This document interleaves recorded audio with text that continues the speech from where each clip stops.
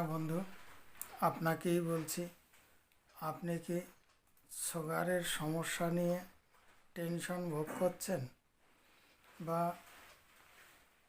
মহামূল্যবান ঔষধ আপনার ব্যবহার করতে হচ্ছে? বহুত দামি দামি ঔষধ আপনি ব্যবহার করছেন। বিনা ঔষধে আপনি যদি শরীরচর্চা করেন বা ব্যায়াম করেন, তাহলে কিন্তু বিনা ঔষধে আপনি কিন্তু সুগার কন্ট্রোলে রাখতে পারবেন। এ বিষয়ে 3টি ব্যায়ামের কথা জানানো হচ্ছে। আপনি একটু মনোযোগ সহকারে শুনবেন বা বিস্তারিত ধৈর্য সহকারে শুনবেন।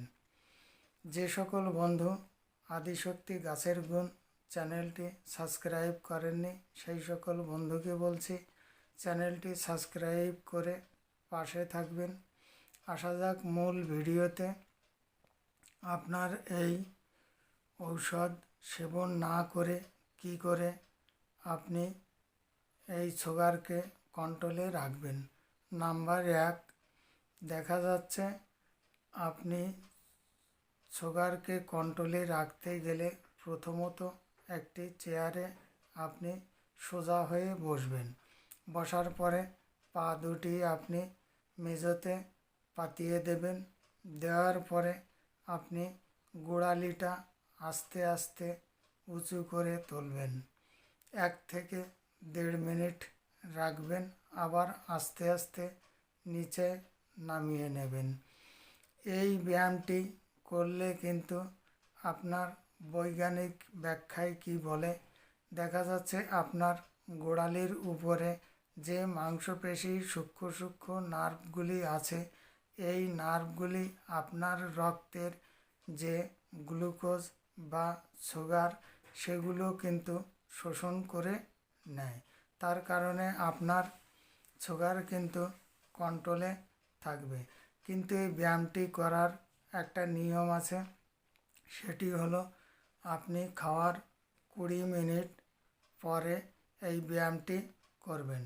কারণ 20 মিনিট লাগে আমাদের এই পাচন ক্রিয়া সম্পূর্ণ হতে বা এই নির্যাসটি আপনার রক্তে মিশতে বা সুগারটি রক্তে পৌঁছাতে।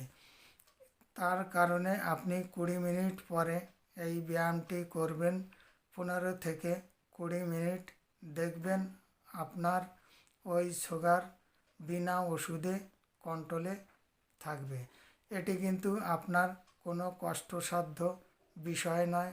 আপনি কিন্তু অফিসে যাচ্ছেন বা কোথাও বসে আছেন, তখন কিন্তু আপনি এই ব্যায়ামটি করতে পারেন। এছাড়া বাসে, ট্রেনে, যেখানেই যান না কেন এই ব্যায়ামটি করতে পারেন। এই ব্যায়ামটি কিন্তু আপনি 3 বার করতে পারবেন। 3 বারই খাওয়ার 20 মিনিট পরে আপনি এই ব্যায়ামটি করবেন। দ্বিতীয় ব্যায়ামটির কথা বলা হচ্ছে বা জানানো হচ্ছে, সেটি হলো আপনি মেঝেতে সোজা হয়ে দাঁড়াবেন। দাঁড়ানোর পরে আপনি আপনার পায়ের যে 10টি আঙুল আছে, এই 10টি আঙুলের উপরে আপনি ভর দিয়ে আস্তে আস্তে গোড়ালিটা উঁচু করে দাঁড়াবেন, যাতে সম্পূর্ণ আপনার বডির ওজনটা আপনার ওই 10 আঙুলের উপরে পড়ে। এটিতে আপনার কি হবে, আপনার কোমরের পিছনে যে মাংসপেশি নার্ভগুলো আছে, এটি কিন্তু আপনার ওই সুগারের পরিমাণ কিন্তু কমাতে সাহায্য করবে বা শোষণ করবে। এটির নিয়মও কিন্তু আপনার খাওয়ার 20 মিনিট পরে এই ব্যায়ামটি করবেন। লাস্ট ব্যায়ামটি হচ্ছে আপনার হাঁটাচলা করতে হবে।